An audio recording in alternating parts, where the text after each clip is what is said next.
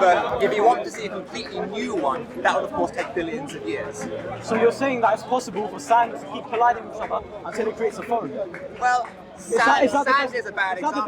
Is that the best South Africa, explanation? and I see your If you YouTube have some every time. very complex design, all the so things keep crashing against each other for billions of years, that's how you create it. If you look at, for example, if you look, there's the whole thing about if you get like 200 monkeys and you give them typewriters, billions of years, they'll write Shakespeare. They won't. They'll write gibberish. They'll write gibberish for billions of years. In that text there will be Shakespeare. There won't. They'll be That's gibberish. quite simple, I think. Let us just understand what's going on here. So you think, given enough time, everything is possible? I think that if you were to sit at a keyboard and hit random keys, let's say uniformly at random, and there is rather a probability that you would have typed the works of Shakespeare would tend towards 1 as time tends towards infinity. That's quite an easy thing to prove. Easy thing to prove. Yeah. Like how? I would say that that's a geometric distribution. For example, I understand the maths of that enough to say that I can quite easily. So you're saying complex information like languages. Select a character and then see what you've typed. Eventually, you would have typed somewhere in that text what's written in Shakespeare. That's quite easy to work out exactly what probability there is at every single paragraph. What we are talking about is not just like one sentence or one paragraph. The whole work, in fact. Yeah. I could, So I could go right there that's right fine. now and tell you So what I exactly understand from you then, given enough time, everything is possible. Why only Shakespeare? Everything is possible. Every single work is possible. Every work, yes. Everywhere. So given enough time, we can get complex information just by randomness. Yeah, but probably you have to find it. What would I finding it? It's possible, right? Oh, it's possible. It It's will possible. be in there. But if you were to sit down and start writing, the problem is that you would have a lot of text that wasn't useful, and likely speaking in your lifetime. We're not talking about a lot of useful or not. So you're saying if a computer randomly just with no algorithm, just picks 1 or 26 letters. So that means within this randomness, everything that we imagine, any works, whether it be works from science, for example, it's possible. Yes. In fact, What gives you that confidence? Understanding, I suppose, of probabilities. Have you seen an example where this has happened? As in, look, there is a theory. There is a theoretical science. There is a theoretical science, and there's a practical science. If I wanted to prove this to myself, I would first of all, on paper, work out the probability. Let's say just the word hello. I would then start generating text, and then see how often it occurs, and make sure that my mathematical model of how long it takes for a particular bit of text to occurs, and I would hopefully get that. I think it'll be hello will appear 1 in every billion characters. I'll then measure hundreds of billions, and hopefully see 1 in every billion be hello. I go, okay, it worked for hello. I'll try increasingly larger sentences, and hopefully my mathematical model of how long it takes to get a particular sentence will hold. And then I will say, okay, I've got a model that predicts. I now say how long is a work of Shakespeare? A few 10,000, 100,000 characters. And now I should have reasonable confidence that my mathematical model works because I tested it. What will be the probability? Give me a number. So, do you actually want to know the? Take the example, not Shakespeare. Let me give you an example. What I'm after. Let me give you an example. I want thermonuclear fusion in a test tube. A recipe, as in you want to see the recipe. For No. I want an article that will be published in Nature. That kind of quality article for thermonuclear fusion and a test tube. Just as that. That's it. So we want. How many characters do you reckon that would be? So let's say about 5 pages. How many characters do you reckon that is? It's not about characters. Do you know what? It's about concepts. It's about knowledge. 5 pages. How many characters is that? You tell me. Okay, 1,000 characters a page. That sound fair? Yeah. 5 pages, 5,000 characters. 5,000 characters. So the chance that any particular 5,000 character sequence is exactly what you want is 1 in 26 to the power 5,000. And this is going to be this is going to be about concepts about thermonuclear fusion. Yeah. That would be exactly 1 in 26 to the 5,000. Yeah. So if you have 5,000 characters would be if we have a good enough computer, powerful enough computer, it can actually make it. Yeah, the problem is, how would it know it had it? How would it know which 5,000 characters in its hugely long sequence were the 5,000 that were the articles? Hang on, you've just given me a probability. I have, yeah. Right, so why should it be difficult to find that? Oh, that's the difficult bit. Generating it is easy. Spitting out random text. Why would it be difficult to find it? Because if the probability is such a small number, why would it be difficult to find it? So first, the probability is a very small number. So the amount of text it generates to actually get it would be huge, right? It would be so much text that even if I spat out a character every second, I would probably need more time than the universe has been around. But way more than that. That's how. All right. So let's stop there. So basically, it will take billions of years before it happens. Way more. Like so much more you cannot even imagine. 1 in 26 to the 5,000 is so small that it boggles the mind. Sure. So basically, I understood. I understood. So basically, there is a chance in a billion years you can turn into a frog. Oh, that's a bit of a jump from random text. Why not? Information exchange, information transformation. Well, I mean, like, all we've argued so far is what text might No. appear. You are governed by genes. I am. All we need is a programmed recoding of DNA and the genes to turn you into a frog. So it's possible. Well, you might have on a piece of paper the genes for a frog, No, but the fine, frog thank you. wouldn't That's magically spring forth from the page because I wrote No. down the genes for a frog. What we're saying is a genetic transformation from you, excuse me, brother, you to a frog.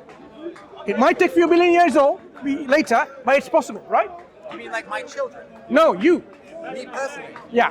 Via random mutations from my... Not random. We're not talking about random. We're just talking about just with a random process. It might take a billion years for your genetic information to transform into a frog. I might also die in that. You might die, but if you had someone like... certainly will die. So given enough time, human beings can turn into a frog. Given enough time... Not only that, they will turn into a frog because it's possible. In fact, human beings not only turn into a frog, they may turn into a banana. I think we're making a bit of a jump here. What's the jump? You jump from monkeys on typewriters. No. I'm talking about particular sentences. genetic information which is within yourself, just transforming that genetic information, recoding it, and then coding it for a frog and a banana and everything that you can imagine. It's possible. Okay, yes, so here's the problem.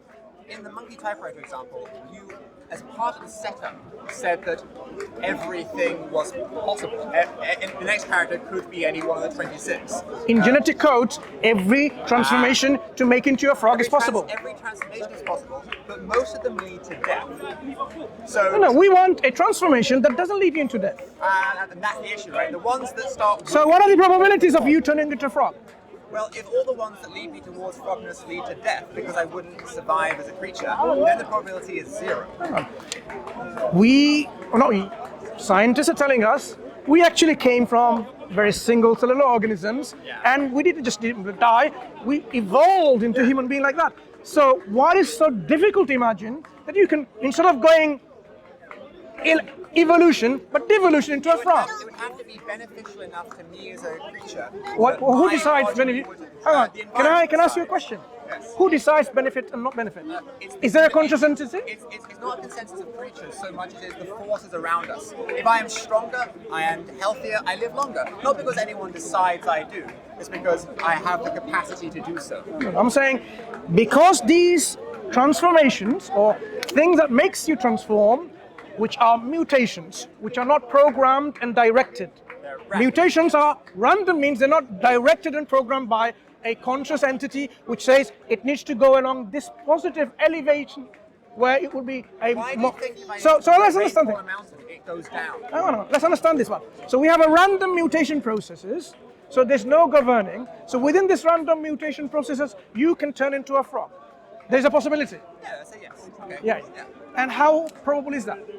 Well, that depends on how beneficial turning towards... I don't understand what benefit. Don't then get away. Why are you saying benefit? Okay. So, There is no one who decides benefit. but there is something, not a person, that does decide benefit. What is that thing? Is it conscious? That is what we call the environment. No. Is that environment conscious? Parts of it are, because you are part of the environment. No. When my mutations happen, do I decide, stop there, not ACTG, change the codon into a stop codon? Let's say Is that how it I happens? was born with a mutation that made my heart half the size, and I died at 5 years old. It wasn't any one that decided I died. My heart was just too small. And that's what I mean by the environment. It's made up of all the challenges that you as a being have to go through. The environment isn't thing. Let's understand what the environment is. The environment is not a conscious thing. It doesn't think. It doesn't know. No. The environment. You are part of the environment. But I don't decide the mutation, do I? You kill a lot of animals. Excuse me. Do I decide the mutations? Do I decide the mutations? You know the humble chicken was once much No. smaller. In a human being, Because you keep growing the one that's tasty, Yeah. it has grown larger and fatter.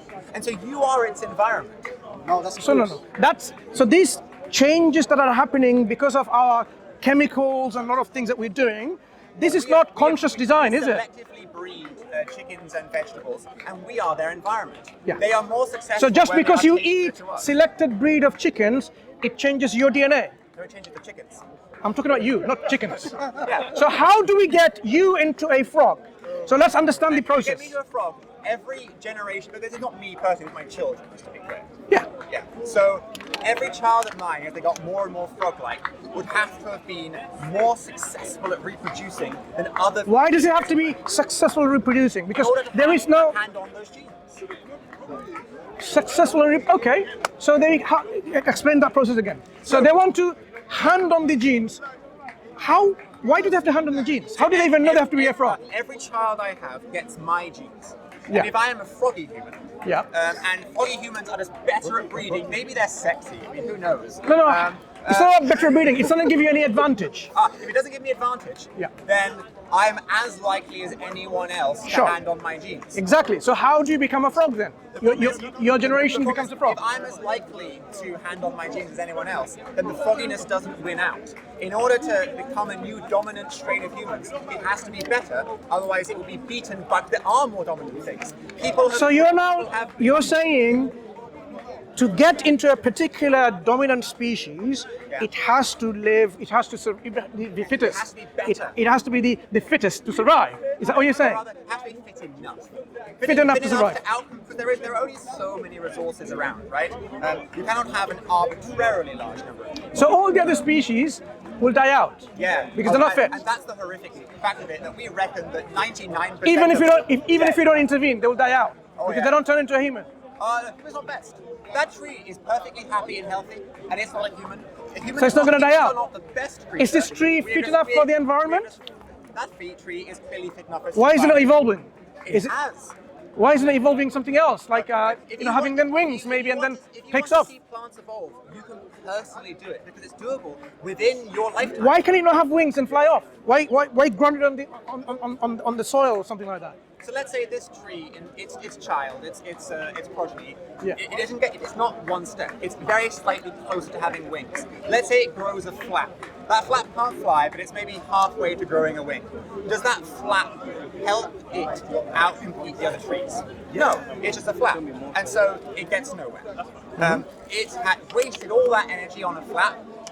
The other trees around it didn't waste energy on the flap. The other trees do slightly better, and therefore have slightly more seeds. They didn't waste that seed energy on flaps, and so the flap tree doesn't do as well. How So does the it- flappiness or flapness, whatever it is, somehow pass on this information, whether it's through the better genes? or not? Those are the genes. Now, how do the genes know it's better or not? So it's not the part. You always pass on your genes, Yeah. but you pass on to more offspring. Shoot. But how if do the you are offspring know alive. you're better now It doesn't with have- it a doesn't flap or have not? to know. If I chop down that tree, it doesn't have to understand that it wasn't good enough.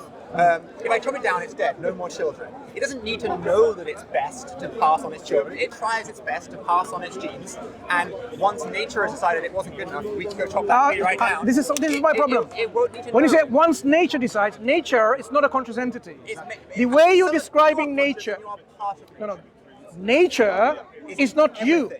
No, but it's everything. Nature is not you. It includes me. Nature is not you though. Not personally. You don't decide, oh, the genes that is going to change or transform in a tree, do you? I could chop down that tree, and in so doing, And- I would and you're deny it affecting the the- right to reproduce. And you're affecting its DNA. No, I'm affecting That's how what I'm many saying. more trees there will be. You are not with affecting its DNA for the next generation, are you? I am affecting the next generation of trees' DNA by denying them the right to exist. If I chop down that tree, Still requires it- consciousness. Oh, but yes, but you agree the wind could knock down. Still that requires tree. consciousness. Is the wind conscious? No, but there's an external force. Which is? Okay, let's go, come go, back to go, that. go. So, because now we have this nature all around us, you believe it's always been there eternally. I believe that nature, because nature is just all the things. The environment is just things, right? It's not, All the it's, things. It's not very The thing precise. around you. Yeah. Because that has been here since a million years ago, I think that the process is. No, I'm not talking about millions. I'm talking about Googleplex years. Oh, you mean like the beginning of time, right? There is no beginning of time. Well, it depends how you model. Are you saying Are you suggesting? What's your name? Lawrence. Nice. Lawrence. I'm Mansur. Lawrence, are you suggesting at one point there was nothing and then something just popped into existence? Allow me a quick digression. The South Pole is in some direction. I don't know what south is, right? But let's pick a direction. It says there. Yeah. If I walk south, I get closer and closer to the South Pole, right? When I hit the South Pole, how do I walk more south? Because you decided what south is, right? Right, it's towards the South Pole. But once I hit the South Pole, where is more south? When you decided South Pole is a particular direction and you've gone there, so this will be like a center point. How do I walk more south than the South Pole? No, once you reach the center of your zone that you call south, whichever direction you're from, that is the south. That is the beginning of time. I don't understand your analogy. I don't understand your analogy. It makes a lot. Okay, so going backwards in time, you say, look, I can see forwards, I can see backwards. What's before that? That's like a person who's never seen the South Pole. They've always had. I don't think your analogy is but when you reach something the that South I can Pole understand. and you, Explain a bit more. I don't understand this analogy, how it makes sense to a beginningless or beginning of time. To a person who's never been to the South Pole, there is always a north, forwards in time, and there is always a south, backwards in time. And if someone comes to them and says, say we there both is got a South Pole, a place that is most south, they go, that makes no sense. What's more south of that? And you go, no, it's the South Pole. It's forwards from there, but backwards just leaves you to a pole. So when we reach the South Pole, no such meaningful thing. When we reach the South Pole, that's it. That is the South. That's the southest. That is the center. What we call the South. You can imagine the South Pole, right? It doesn't seem like a contradiction to you that there is no more south than that, because you can have a boundary condition by having the parabola curve up. There is a theory of space-time in that you have a similar parabola. That the boundary condition is a pole, in the same way that on a sphere there is a boundary to southness called a South Pole. It's not the only explanation. No, I think that was Hawkins, in case you're interested. Lawrence? Lawrence. Go back to this example that one theory. So we are now something. Yes. So at one point, there was what? If you go back in time? There was a pole of time where they said there is no such thing as before it, because it is by definition a pole, but it was a set of conditions. No, within from which things sprung. Let's understand now that we are in a time-space reality now, right? The surface of a if we go backwards, you're saying at one point we will reach a point which is called what? Which is called the beginning of time, the time point, the beginning of time. And that point, say if it was 13.6 billion years ago, like at that point, has it always been there like that? Always. So to say the phrase "always be" implies that there is an outer time for time. You don't need that, right? You are imagining time moving through time. No, what I'm saying is, if something exists now, it has to be always there, or it wasn't always there. Yes. And according to that theory, what is it? It was space-time, what we are, energy, always there? I'm saying or there wasn't always there? There is no before. I didn't ask what before. I'm talking about being always there or not. Right, so the idea that there has to be a time before a particular time is a baked-in assumption for a creature for which they've always seen that to be true. But it is the same idea as thinking that there must always be a more southwards. For a creature that's never seen the globe, they've always seen south. They might believe it goes on Again, you're conflating. For me to understand about southness, about south. Let's understand. Let's understand this analogy. This is what I don't understand it. Maybe I'm not thinking it through. But I want you to explain to me one thing, Lawrence. If there was absolute nothingness to begin with, nothingness. No. Let's understand what nothingness is. It's absence of everything. But that's not exactly what I'm positing there was. Now I'm saying if there was such a thing, there was absolutely nothing. Can this generate something? I mean, if a thing that did not exist existed, could something be there? I suppose if a thing that could not exist existed, then anything is possible after that. Sorry? If nothing existed at one point, when I say point, I'm not talking about time. Okay. Yeah? So this is a concept in which nothingness is the absence of everything. Yeah. Absence of time and space, quantum fields, you name it. Absence of all of that. In such a state, of reality, can you get something like space and time out of it? There's no science or physics that tries to understand the things that do not exist. Science doesn't have answers to it. Doesn't have answers. What do you think? Questions. Is it possible to get something out of nothing? I think there is no logic that I know that could ever allow me to answer in either direction, because I don't even have an understanding of what it would mean for something to come of nothing. I just told you, nothing is the absence of everything. So if you want to get, say, some gluons and heptons and hadrons and leptons, whatever, right? Now these are quantum particles. They have existence. You're talking about getting existence from non-existence. Is it even conceptually possible? But I'm not positing that that's what happens. I am saying, is it possible to get existence from non-existence? I'm saying that I haven't got that answer. You do. I don't. Lawrence, I really don't. Lawrence, I really don't have an answer to that Lawrence, question. non-existence is no existence whatsoever. Yeah, So but I've never experienced non-existence, nor do I know if it actually even is a thing. So how would I tell I'm you just that? telling you, non-existence is the absence of energy and everything that you know of. How can it make energy when itself doesn't possess energy? You say, how can it make it? But I don't believe or even know it to be the case that that's how it happens. I'm postulating a possible scenario. If you postulate Let's it say, happens, let's say, yes, no, no, let's say there was non-existence. Okay, this is my model. There was non-existence. Now, I want to explain, can existence be accounted for from this non-existence? Now, what do I need to know? This non-existence have to have some qualities and properties and attributes to make existence. But non-existence, by definition, has none of that. Is it possible to get existence out of non-existence? In my model. Your model? Yeah. Well, you tell me it's your model. Do you understand? I understand that you have this idea of nothingness. It's not an idea, it's a concept. And it's a concept that we do understand because we can understand That's a bit of a something. jump there. No, okay. Do you not understand contrast between opposites? I understand the word nothing. Opposite? I'm not sure that I have Do you, a physical model of the universe in which Lawrence, nothing exists. Lawrence, do you understand the concept between opposites? Thank you. Yeah. So if you have truth and falsehood, do you understand what they mean? Yeah. Something and nothing. Yeah. It's not difficult to grasp. It's actually quite rational. Yeah. So I know. And okay, science I'll is say foundationally built on I'll say rationality. I know what you mean by nothingness. Good. I am now imagining a universe in which there is nothing. And I think this is a universe in which there is something. And you're asking me, do I know how you would get from one to the other? Now, is it possible? Is it possible? Is it possible? How would I know? I've never experienced those things. So, I've been so, worth so them. I've from experienced what you something. understand by I've never something, experienced the universe of So what nothingness, nor have I crossed it. so what you understand by the laws that operate within this universe, My laws only apply to the one universe, the one where there is something. yeah. So in this something, the one, look, we can only think about what we know. Which is something. We I cannot never think known about- nothing. Nothing is the opposite to that, In conceptually. every universe I have woken up in, there's always been something. No, no. We're saying something is something and there's opposite to that. We understand the opposites. Oh, I understand, but I don't know that there has ever been nothing.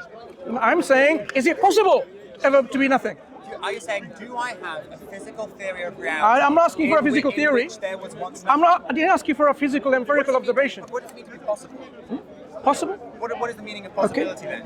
Okay. So what I'm saying is you have nothing, non-existence, and existence. Is it possible to get existence out of non-existence? Now, how you get it, whether you use your empirical theories I can see no contradiction. of what? I've never known a universe in which there was nothing, but I know of nothing that could tell me that you couldn't have a universe of nothing that became a universe of something. But to me, that's unimportant because When I you don't do believe when there you do ever were a science, universe of nothing. when you do science, can you put nothing, non-existence in there and then change your equations? Yeah, that's Would it affect? Oh, for sure. You mean could I have the exact same physical model of the universe? No. But we In add an any infinite step and say, any outside theories of that, science, there was once nothing. in any theories of science or scientific modeling, if you put non-existence in there, would it affect your equations? No. Exactly. So how can something that cannot affect any of your equations Be wrong. No, how can it even affect anything?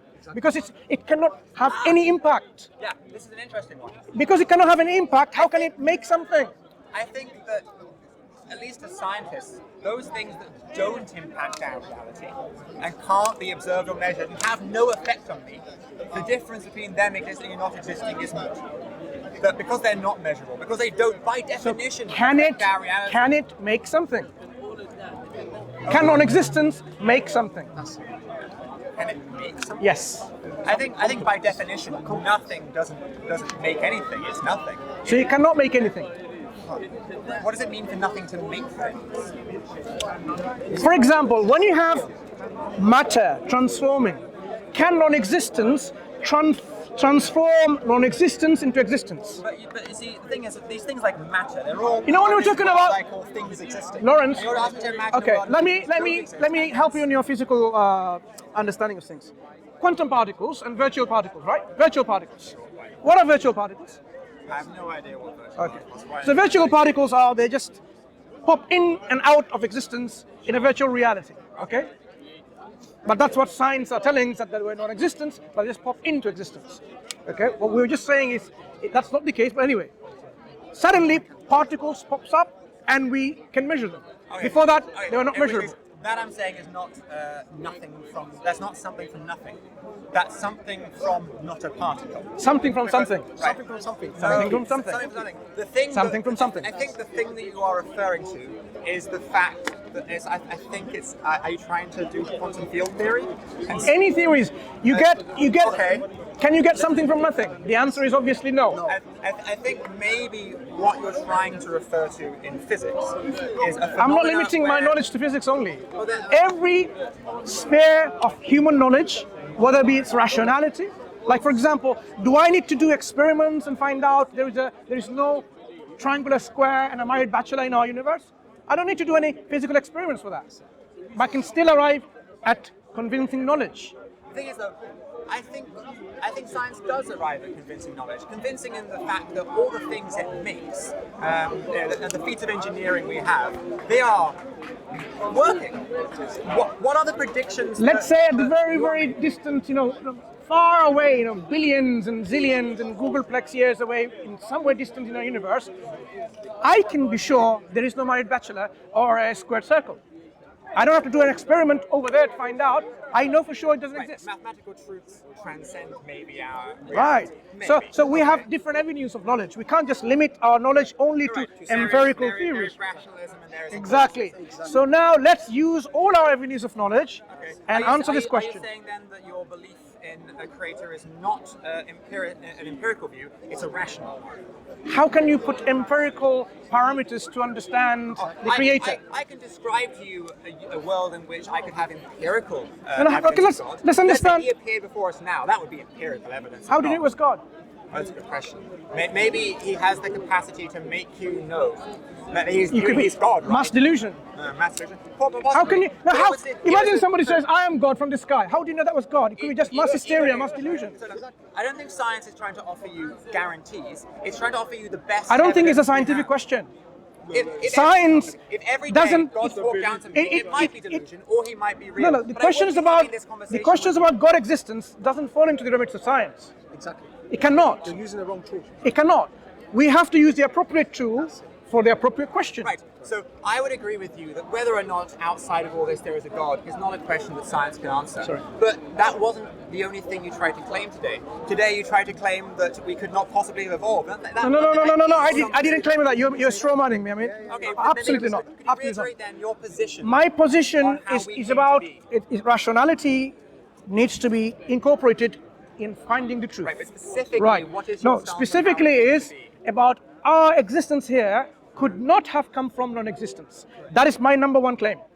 Then I'll tell you what number two claim is once we understand whether my claim is true or not. So you can really argue, put counter arguments on my claim and say no, existence can come from non-existence.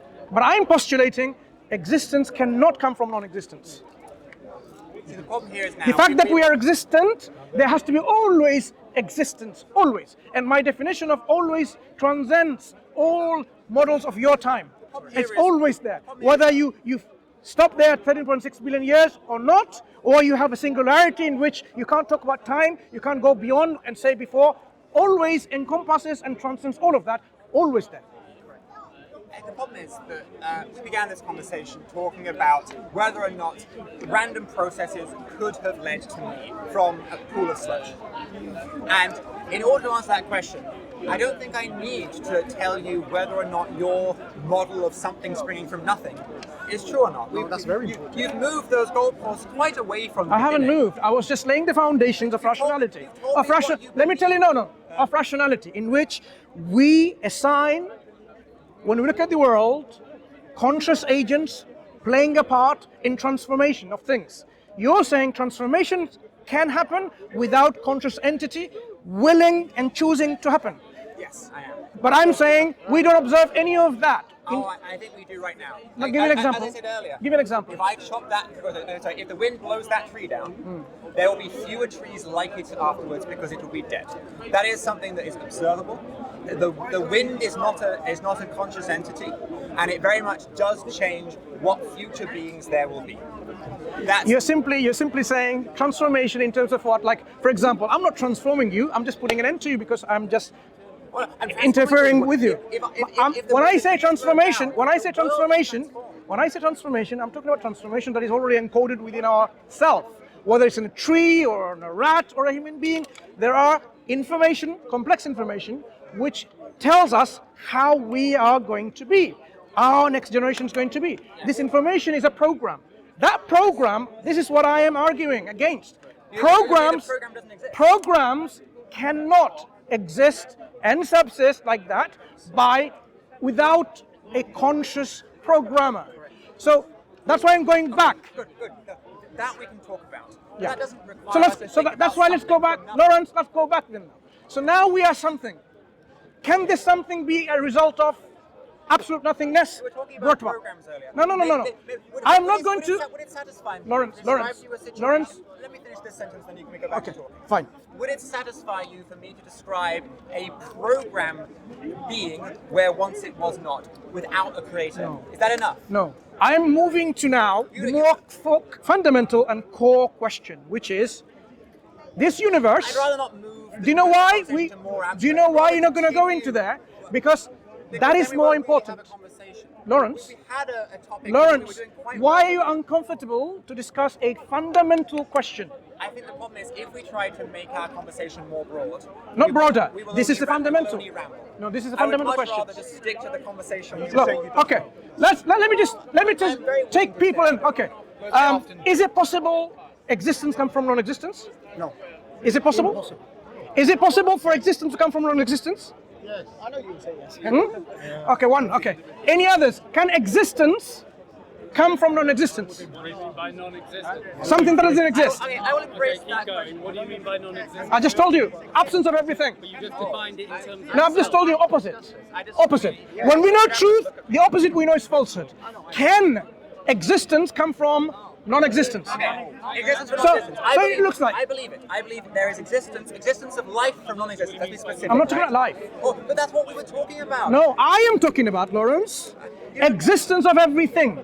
Everything of matter, quanta, gravity, quantum fields, gluons, haptons, electrons. I'm talking about all of these things. Such a long conversation about organic life and its evolution. No. And that's what we were talking about. The atheist, Why the do reason, you want to no longer talk about I'll tell you, the atheists, they have a comfort zone. Do you know what, brother? The atheists, this is for everyone to know. Atheists, or people who don't believe in God, they have a specific comfort zone. And that is called evolution. But I am going beyond evolution. I am talking about the existence of matter, not about life. Matter. And things that all around nature. So now let's ask again this question. But why let's? Because we have been having a really good conversation about Lawrence, it, and now you're saying that conversation doesn't matter. I want to have something broader. Not broader. I think you want narrower. broader. I'm narrowing it down. I'm not broadening it. I'm narrowing it down. The question is, look, how many people answered the question? And you are finding it discomforting to answer. Do you know why? I'm finding your method of discourse discomforting, not because I feel Lawrence, like I'm being cowed. I feel like because you're being just increasingly vague. I'm not being vague. I've explained my terms, and you've understood those terms. I think we... Which part of my terminologies did you not understand? When you first walked to me, we talked about... No, you're going back first. We've moved on because I was only laying the foundation of rationality. That's all I was doing. I was only laying the foundation of rationality to come to this question. And now we've arrived at this question, I would like to see some kind of engagement, a rational engagement. I'm engaging, don't worry. We've been talking Good. for a while now. Good. Go ahead. Explain. So- Is it possible? You would like me to answer your question? No, your way. My question your way. Yeah, it has to be your question though, because we did have a conversation. We were Why are you talking- we having were- difficulty and remember- discomforting remember not that- moving the goalpost? This was my goalpost to begin with. Yeah, I know. You came here with an agenda. That is clear. Clear, absolutely. I'm telling you, confidently, this was my point to begin with, and I have done this before. So, 2-minute timer. That way you can share the space better. But rather than moving the conversation on to a whole new conversation. no, it's not a whole new conversation. Okay, fine. You know what, Lawrence? Let's end this discussion here because you're finding it discomforting. If there's anyone else who wants to continue, we can. Lawrence, that's fine. Because I don't want you to feel to be cornered because that's not the I don't spirit. go on. I'm perfectly willing to go on. Are you, Lawrence? Are you okay? Then address the question then. Yeah, but what I will not do is keep on changing what we're No, arguing this is about. my argument.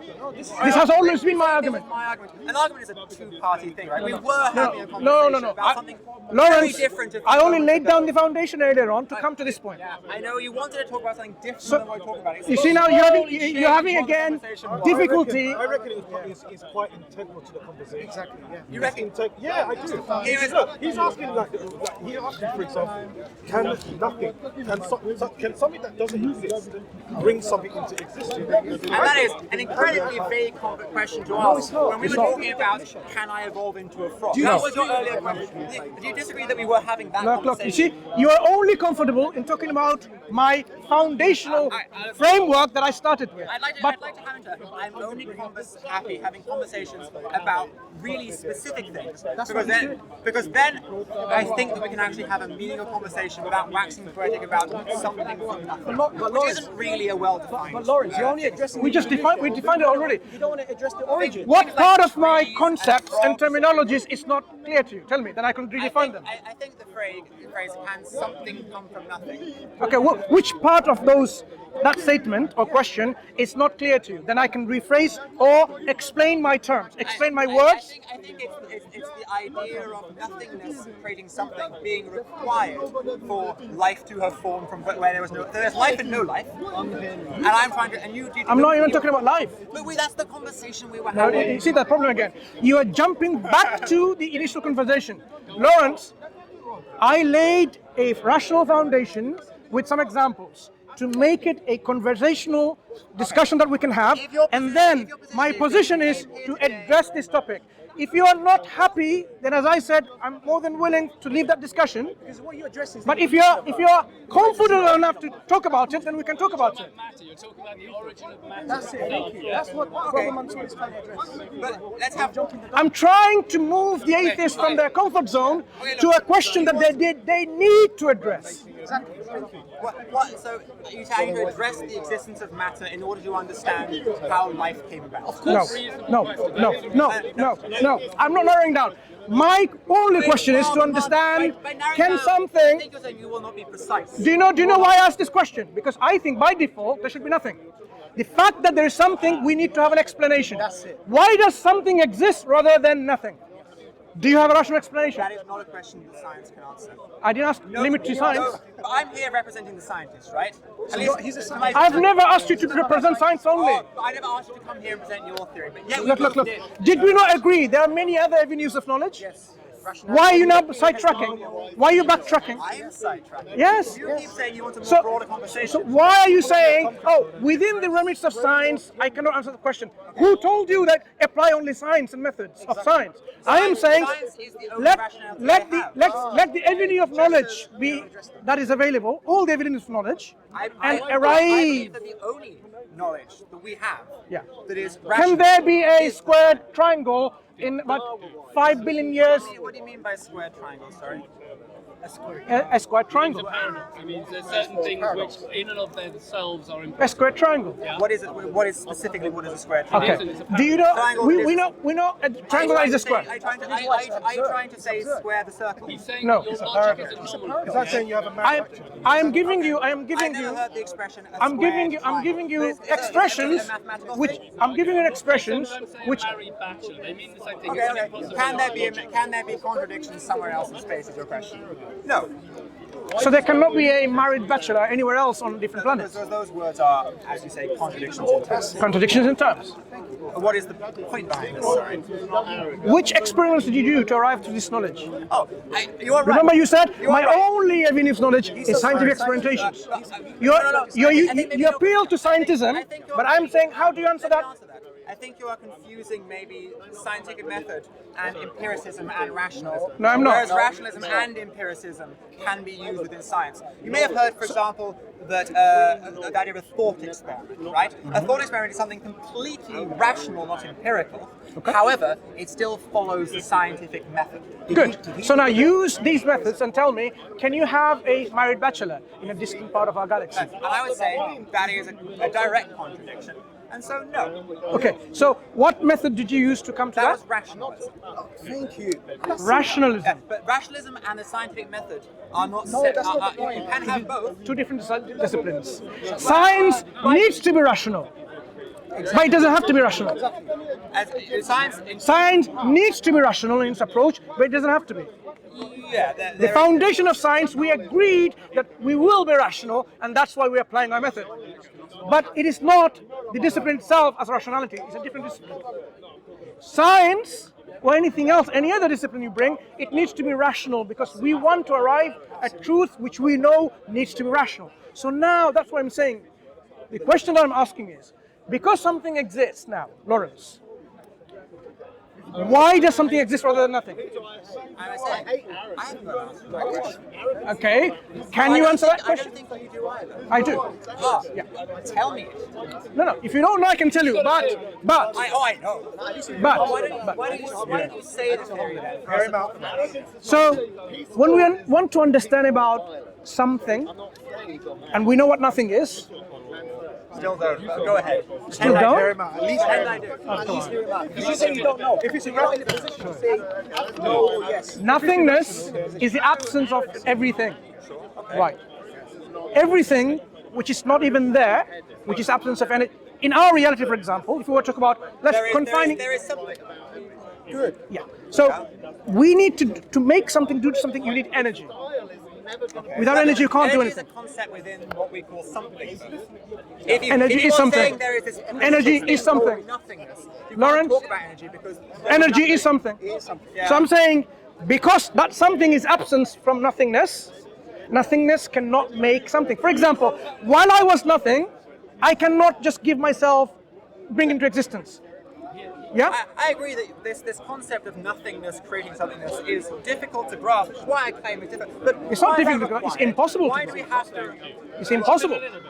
Why It's not do we- difficult, it's why- impossible. You are the only one claiming that something had to come from that. Yeah, exactly. No, I'm saying the opposite. I'm saying the exact opposite. I'm saying the Quran, in fact, my argument now for you to understand where it's coming from, in the Quran, I'll just give you what the Quran says and translate to you what the Quran says in English. أم خلقوا من غير شيء أم هم الخالقون أم خلقوا السماوات والأرض بل لا يوقنون أم خلقوا من غير شيء. Right? Were they created from nothingness? The answer is, this is what we're discussing. Cannot be. Am humul khaliqun, did they create themselves?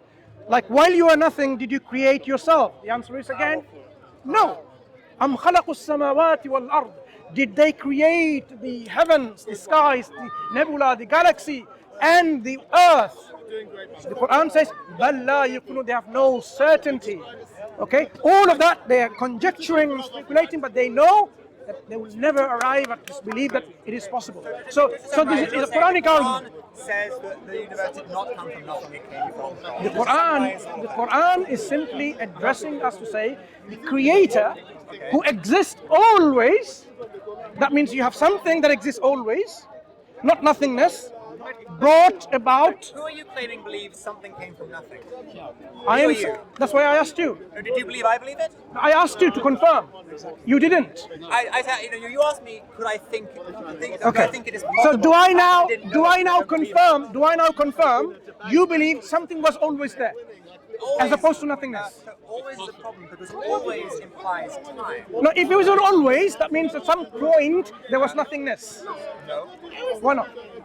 Why do I have the concept that there can be something without the requirement that there is some notion of before and some notion of nothingness being there. When you say there is something and there is no before, what do you mean? That something was always there?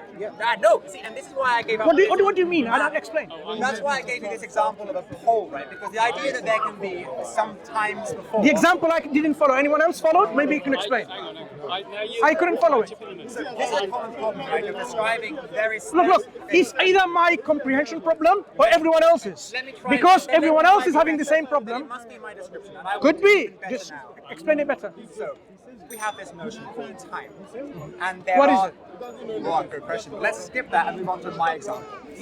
There are things forward in integral. time and backwards in time, and you're asking me what came before, what came before, what came No. before. And then No, eventually... you're I didn't asking ask me- any of that.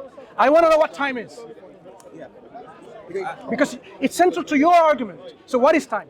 A measure Of what? of events. Change. Measure of events.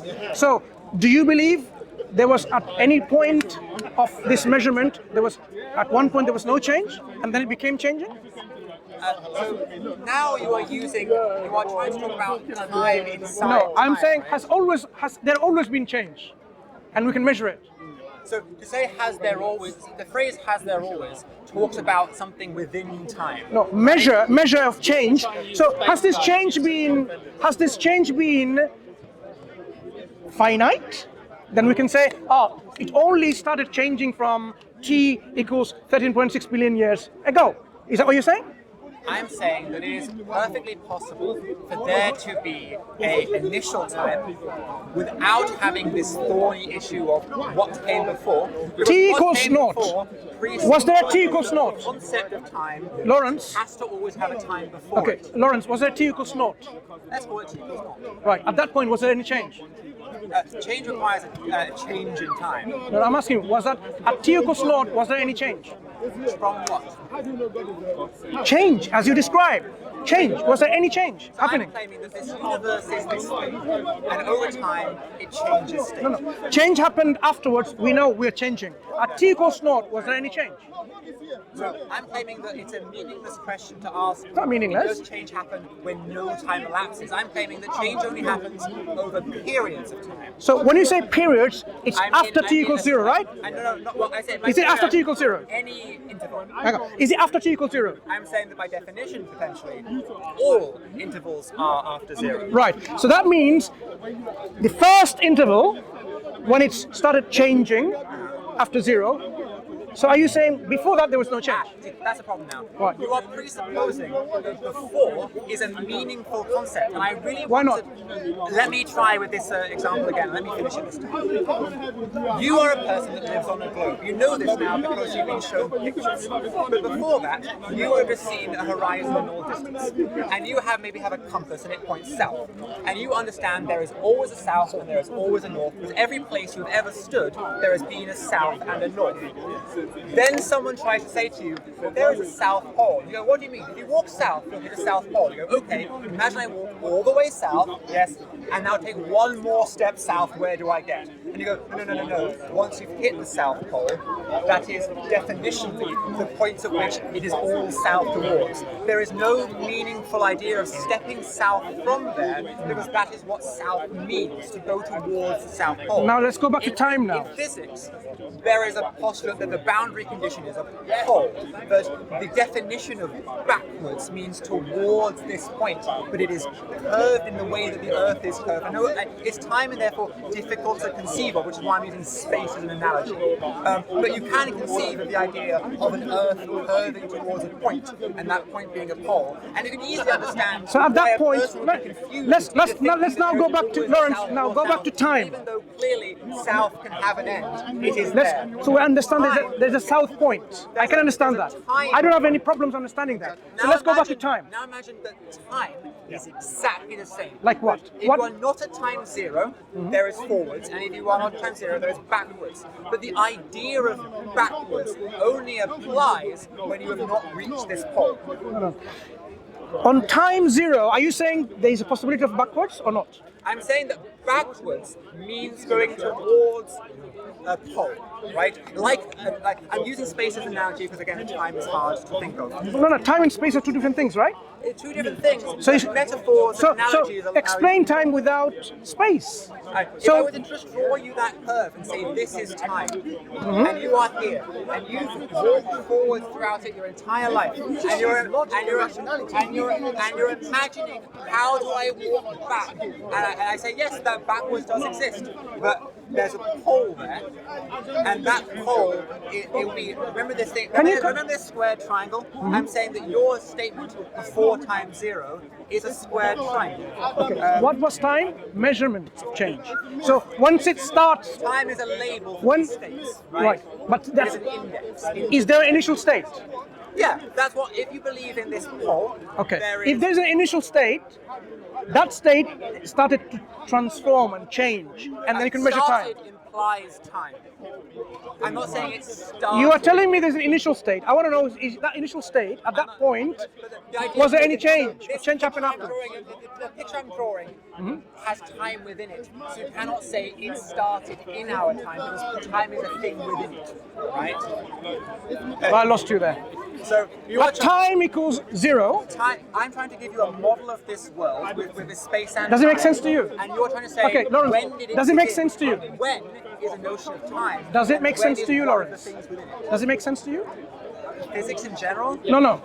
That model of that model. It's difficult. No. I struggle. No. I've been doing it for years. That particular description of time that you're describing, does it make sense to you? As much as anything else I learn, yeah. Make sense? Yeah, I mean, I'm comfortable with it. I thought until now that I could describe it to an audience and they would. Do you understand my analogy? You're getting help from someone who is of your own ideological thinking. So, ask me this question. Do you know what's ironic? He didn't want to answer, can something come from nothing, because we can't fathom, but yet his explanation is all based on rationality. So why don't you want to engage? It's like you want to... Lawrence, let's have a discussion. If you want to speak to him later, you can. But On what basis they think there is such a thing as nothing? Because I think the whole concept of nothing is He's asking. I think exactly, but I say I don't believe it. But he's saying he does. There's no evidence for nothing. No, there's never been. again, you're scientific strawmanning my evidence. position again. Do you believe There's in a second time nothing? you've done it. Let me ask 3 questions. Do you believe in nothingness? Do you believe there's ever been nothing?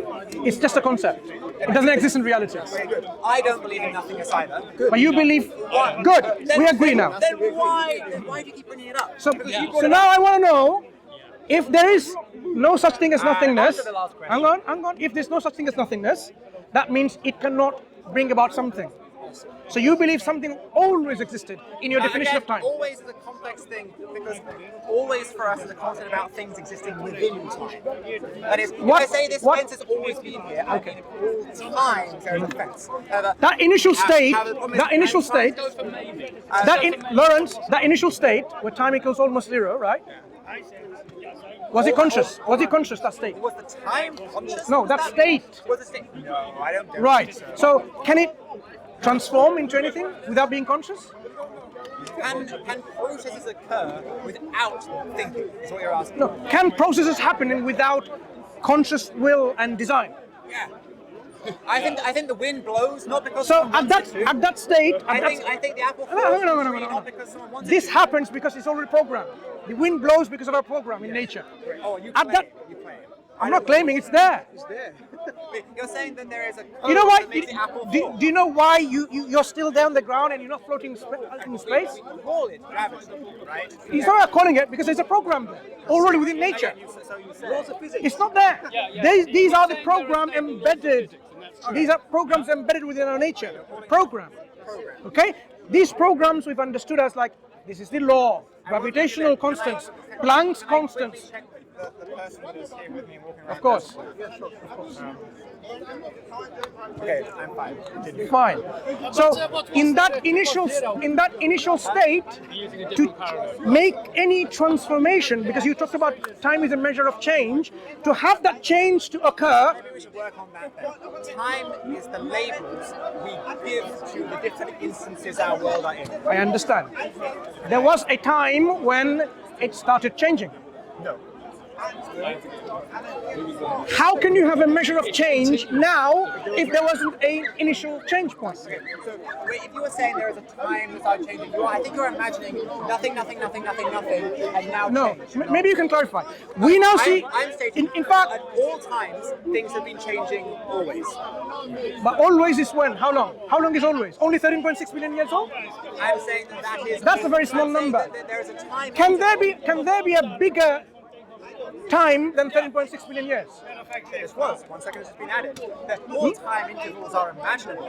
The only question is, what is the interval that I am at right now? And that is from here. So you're saying, okay, so you're actually answering the question exactly the way I wanted to understand. There has always been this transformation. Always. Always. Right. Always. Right. There are different models for boundary conditions. Even in physics, this isn't our Yeah. question. There are multiple So conditions. this transformation that Let's happens. stick with the one in which the boundary condition is no boundary condition at all. Yeah. Right? So there's always this transformation happening. This transformation happens by will or by accident? This one, the transformation happens. Well, let's call it accident. Let's call it accident. There is no design. There is nothing outside this system deciding. How do you rationally explain accidents producing this kind of transformation? Does it make sense to you? Yeah. Then let me give an example. You have your home and you have a kitchen in your home. And you want to make a cup of tea. Yeah. You just sit there and you wish accidents to make a cup of tea by opening up the fridge, the milk container to come out, the tap to untap it, and then water falls, and you've got the kettle, take water, and then goes into a cooker, lighter, heat, and then sugar, tea. Let me give you the scenario. Let me give you the scenario. You could make this slightly shorter. No. I want to lay down the foundation. So now you have all of these things, and there's a spoon there, and then all of this assembles. What I call this transformation. The change is happening. One place to another.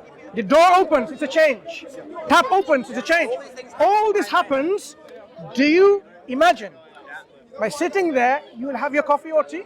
And I fully agree with you that it is quicker for an intelligent being to make life than it to happen by chance. Which is why It will I happen by believe that chance. a few billion years have gone by. It will happen by chance.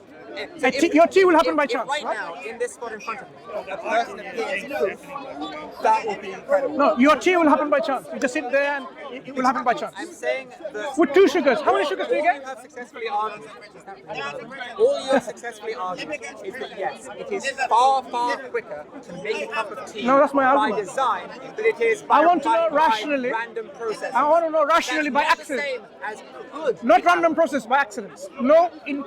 No will, no choice input there. So here's the thing. Without any input of intentionality, can you get a cup of tea? Anthropic principle. It's a principle, right? Do I believe that there are random processes that do lead to that tea? Yes. You know why? I believe I am one of those random processes. The fact that I make tea is clear evidence to me that random processes are enough because I believe that I came through via evolution. You know the things I do. You know the are probability. the result of random You know what processes. probability is? Oh, minute. Minute, but it's possible. Yeah. The thing is though. So why don't we just sit there and let it happen? It's one chance out of Lauren, do you agree? There's one chance out of billion chances. It's possible. So you just say it's possible. It would have been way quicker for God to create the No. world than it would have been to evolve. Why God could have done it in would a- you?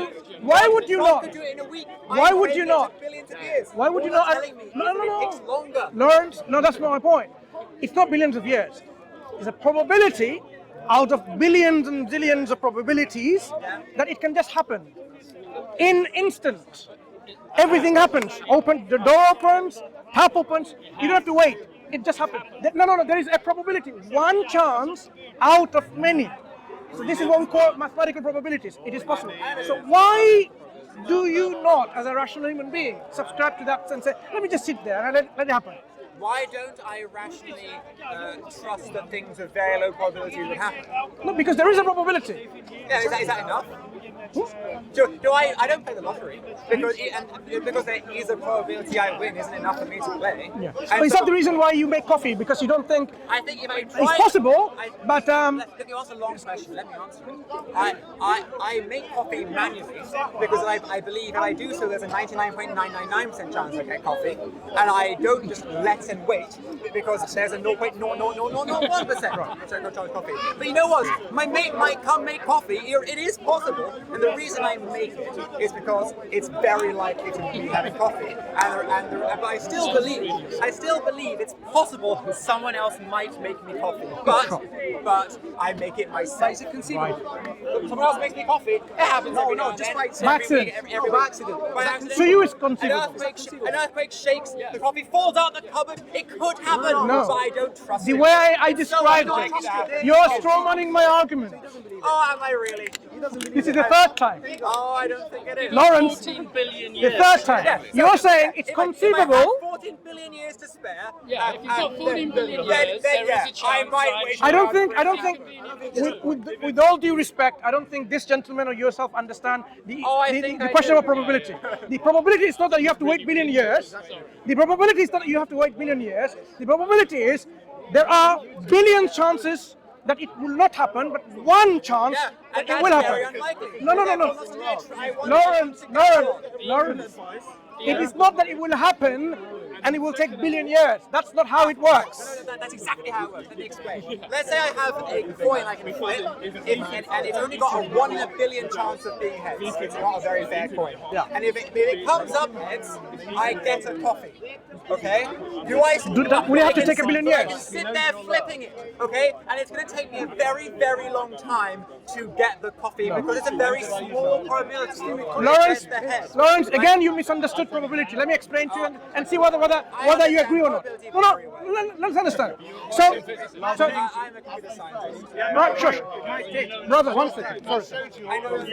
Right. Listen. So, if, for example, if I flip a coin and the probability of getting it head, say 100 times in a row, is very less probable. Now, what I need to do is flip a coin, it's head. Flip a coin, heads. It doesn't mean I have to wait a billion years. Because of a chance factor in, it's possible. Listen, let me finish. It's possible. Every moment I'm doing it, this is 2 seconds. Head. 3 seconds later, head. 3 seconds later, head. 100 times will take 300 seconds. That's it. So I don't need to wait billions of years. This is where you got it wrong. No, you're right. The Thank you. probability can be anything, and there is a chance it would happen the first time. Exactly. There's an idea of the So now- Wait, let me finish. There is an idea of the expected amount of time, right? How long do I expect to wait to get the results? No, that's not the probability. Probability is I agree. how many times do you have to flick this to get this? I agree that the right? probability is not something that's expectation. Because but I'm you a let me finish this. I'm a rational creature. I do things not when there is any probability they happen. I do them when I expect outcomes to come my way. And so what interests me is not the probability that the probability is non-zero. That's not enough to do something. I want to know that the expectation is large enough that I should do it. And the expected amount of time for me to sit and wait for a copy at random, it's far too long for me to wait for coffee to be made for me. It has nothing to do with the expectation. This is nothing to do with the expected time it will take, because the probability is that not it what I might think happen. about? No. You're right. It might. The probability it might happen in the next 2 minutes. In 2 minutes. The probability is non-zero that the coffee would be made for me. It can happen in 2 minutes. But it's so small that I don't count on it. No. This is where I don't understand. The probability is that it can happen in 2 minutes. Yeah. So you don't have to wait billions of years. So the probability is irrelevant. It can happen in 2 minutes. Tell me. So now let me come back to this question I've asked at the very beginning. So you have you have the state of being in which in between t naught and t something. At that point, transformation is going to happen. Yeah. You believe transformation can happen by accident. I am saying Yes. with this kind of accident, you should wait billions of years. The fact that it happened. Let's not bet that was a statement. I should wait billions of years. That's what you're saying. Because it would lead to me getting one. I can't wait billions of years. I haven't got the time. I've barely got time to talk to you. But it happened. It happened. You're right. If I could It happened. wait billions So of you years, believe I in magic could after wait- magic after magic after magic. It just happened. I believe that if I had billions That's of years magic, to isn't wait it? and did not care how long it took, there is a realistic way for me to just sit by and hope the things that occur are the ones I want. But because I only live 100 years or so, and I'm not crazy, I make them happen. And that's not to say I don't believe they could happen at random. I'm just saying the probability is so small, the expected time for me to have to wait is too large. Okay. My final question to you, Lawrence. My final question to Lawrence is: do you believe it's probable that God exists? I think that you are misusing the phrase probability here. I exactly use the same way we have been describing probability. Possibility and probability are very different, right? Sorry? So look, I am a mathematician. For me, Why are you redefining probability? We've already. I think you don't really understand. No, it. but it's a fair question for It's a him fair to ask question. you what Is you it- think is the it- probability of God is. Redefine what number probable is. Is it more than 50%? Is it more than Did we have to define that when we were describing our discussion? Now you're putting extra qualifications and qualifiers. But the thing is that you want to answer a question like, is it probable? But you will not tell me what probability means in What's terms the of... percentage chance you think there may I'm be a saying that God? as a good mathematician, that is not how I know, but probability just works. as a human being, now who's clearly very intelligent, Look. and I love a lot what you said. Thank What you. do you think the probability is that there's a God? Personally? I'm telling you that is can answer not that. how probability works. I really can't. I'm not asking you as a mathematician, I'm asking you as a human being. I'm always a mathematician. Yes, you don't measure belief by a probability. It's not about belief. It's about the existence of creator. Probability is a mathematical discipline. I've got to say, for the first time in this conversation, I think you might be being a bit disingenuous. Listen, probability you is a could try. mathematical discipline wherein to get anything out of it, you need to define distributions of things. Okay? If you ask me the probability that if I flip a coin some number of times Yes. I get this series outcomes, Okay, we'll I cover can it this answer. way, hang on. If you ask me monkeys on typewriters like you did earlier, I can answer. Because all of those are well-defined distributions. Unless you define for me a distribution of realities in which there are gods and not No, gods, but I'll- there is no mathematically sensible or rational answer. Okay, thank you. Okay. I'll come at it a different way. Do you agree? Right. Do you agree that there is a probability that God exists? No. Oh, you don't think it's... I'm a basic, right? So I believe that That's just a mode of statistics. That's a way of analysing data science. It doesn't give you an opportunity to start the You're question. thinking of Bayesian inference. I'm saying sorry. I am philosophic. There are different philosophies surrounding what exactly probabilities are, and I am a Bayesian, but I believe they are simply ways of reasoning about your personal uncertainty. But you still need to have a model in which to get any probabilities out. Wait, hang on. You are now contradicting yourself. Previously, you said I make cups of coffee based on probabilities. Yes, but It's a good example. It's a real-world example, okay, which you gave, where you were more than happy to say, I think the probability of random coffee is low, so in my life I choose to say the probability within 100 years is I should make it. So if you'll do answer it in that arena, why won't you answer it in this arena? That seems fair enough. Because I can guess at probabilities when I have observed outcomes, right? For example, you say, what's your guess it will rain tomorrow? 10%, 20%. Okay. I've seen days upon which it rains. I've seen days upon which it hasn't. Therefore, I can roughly estimate in my head the fraction. Okay, then I've here's a never step. confirmed a god, and I've never confirmed not a god. Excellent. And so my probability is none in none. It is an undefined quantity. Excellent. So, therefore, if I say the statement, I think there's a 99% chance God exists, you're not going to tell me I'm wrong, are you? I wouldn't tell you wouldn't believe it. No, I'm saying I believe it, but I'm saying if I make an assertion there's a 99% chance God exists, you're saying you're not placed to tell me I'm wrong, are you? So let's I'm say, trying to be even-handed here, okay? let's say I flip a fair coin. Thank you. Let's say Okay, let's because say these guys have got some good points as well. It's a let's say complex thing. I flip a fair coin, right? And I cover it up. You say, "Can't it be 50%?" Then I look at it, right? To me, there is no more probability. I know if it's heads or tails. But you are allowed to sit there and confidently say, no, it's 50-50. probabilities depend on your knowledge. You are currently tutoring me quite correctly on the pure logic of mathematical probability. What I'm telling you I'm is- saying that seeing as you're willing to deploy probability within a metaphorical arena with coffee cups, you should be self-consistent enough to answer this question. I can't. Yeah, it was a metaphor. I think it was a metaphor for I can't evolution. tell you. You say there's a 90% chance God exists. I'm telling you that probabilities are not objective measures of the world, because really the coin is or isn't. You can say it's 50-50. I can say no, it's 100% heads. Then I'm looking why at it. did you use it to determine whether you should make a cup of coffee or not? You did, didn't you? No, exactly, because probabilities are a measure of how much you are And uncertain. you are using them And in real I- life. You've demonstrated that on tape. Yes, and- Therefore, I'm just asking you in real life to also demonstrate let's on say, tape what you think the probability of God is. Okay, so listen. Let's go back to the coffee for a second, then I'll go back to the God. Okay. I think the probability of coffee spontaneously forms very low. But if someone whispers in my ear, I'm going to make you a coffee, suddenly my mental model for how likely the random coffee is goes up. Sure.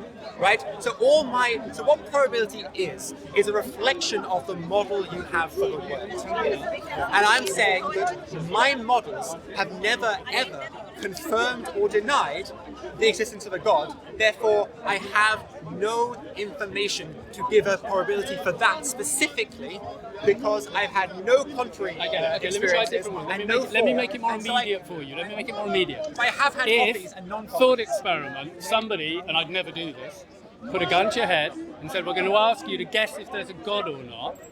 And if you get it wrong, we're going to pull the trigger. Or say yes, no. Okay, and you have I'd say to. no. I'd say no. Thank you. So therefore, we can infer from that you think the probability of God is less than 50%. Yes. Yes. So you can make assertions, because in that situation you would. Do I require Based on what? Do I Based on Scared of Are- being killed. are- No. Are all I decisions I made? asked him at a human level to answer the question. When I put it into a human framework, it turned out he could answer it. Yeah. That doesn't prove Not all I'm not decisions. saying he it doesn't proves want to not know. well, insofar You as have- I respect his opinion, I'm Two plus interested two plus in him five. telling the You truth of what he have, thinks. you have reversed. Sometimes I make decisions based on probability. That is not to say all decisions I make must be based on You probability. never said they did. Then why did you assume, just because I answered no to something, I must have a model that involves 50%? You're right, if I were using probability, assuming- I would pick the more likely one. Yeah, but I which is wasn't less using than I wasn't using probability. What were you using? I was using gut instinct. You put a gun to my head and said, is there a God? No! Okay. Yeah, and your gut instinct was numbers. that the probability No, was less than 50%. Yeah, That's not Yeah. what gut instincts are. I am No, they not don't using express it that way, but nonetheless they're reacting to the same no. thing. You say I don't express it that way, but you are subtly You saying know- that is a way Can of I chuck expressing you? it. Can I I'm saying that Can I that's chuck you a not. quick counter argument here? Because I hang about here a bit. When you talk with some religious people, one of the complaints they have is about what they call scientism, which is a tendency to over-scientize topics when we're trying to talk in a kind of a metaphysical, a human level on multiple levels at the same time. And for the first time in the conversation, it feels like you're retreating into scientism. No, you're not. You're the To one. me, maybe I'm wrong. You're the one demanding that I use probabilities and hard numbers. I was never using hard numbers for the existence of God, and you demanded that I put a number on it. You were asking for a more quantitative approach, asking the question- and now you're complaining that I'm telling you that's not how quantitative answers work. If you didn't want that answer, you shouldn't have asked for a hard number. If I ask the question in mathematical probabilities, how does it work? You'll be correct, but you're answering that question. That's not the question I'm asking. The question I'm asking is just you as a human being, who clearly is very cogent and intelligent, a whole lot of things. So I respect your opinion, okay? And I'm learning, this is all a work in progress, of me learning stuff. So because I respect your opinion, I'm just asking colloquially what you think the chance is. That's all. And the smile tells me you know what I mean. I So do. if you don't mind just doing that, no. so it's a fair conversation. I really. It's not a scientific question, it's a human question. It's a biased question. Okay, yeah, it's biased. It's willfully and openly biased, so it's open. Just at a human level, what do you reckon? Any chance? That's not how I personally think about probabilities. Okay. It's the honest truth. Okay, I fine. mean it. If that's the honest truth, it's the honest truth. That's fine. But I want to give you some other examples. Of course, because you've been trying It to. might be a reflection of training that I just don't think the probability is that way. Okay, fine. Fair enough. No, Okay. we I can am understand that. sincere when I mean I believe you are. Sure, that's And fine. I respect I that. don't attach probabilities to things like Fine. But when it comes to existence of things, like I can ask this question meaningfully. No, we're gonna make a quick, very Tony. quickly. Tony. And Lawrence, I Mansur. I do have to go. Okay, fine. Can I ask your name because I Mansur. love Mansur. Great to meet you. It's Nice to meet fantastic. you. Pleasure speaking to you. Perhaps we can speak again. I hope so. I've loved coming here today. Yeah. So I'm a Muslim, and as I mentioned to you earlier before, Islam does seriously encourage critical thinking. So all we were trying to do is lay down a rational foundation in which we can have a meaningful discussion. Thank you. Thank you for your time. It's been my first time. Pleasure speaking to you. You take care. I'd love to come again. Do you mind if I give you my telephone number? I'd love to talk quantum physics. I don't. Sounds like you do. So that'd be. Take care. Thank you. Thank you. Thank you. Thank you. Thank you.